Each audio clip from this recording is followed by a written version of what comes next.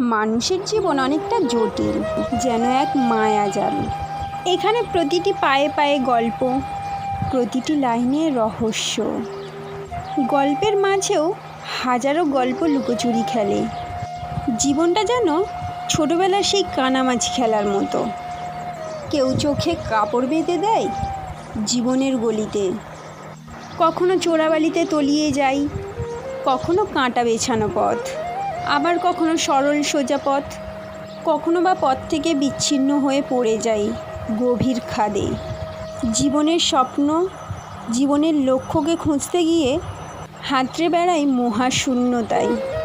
কেউ হয়তো ছুঁয়েও ফেলি স্বপ্নের চূড়া, কেউ আবার চোরাবালিতে ডুবে যায়, কেউ বা হারিয়ে যায় সময়ের অতলে।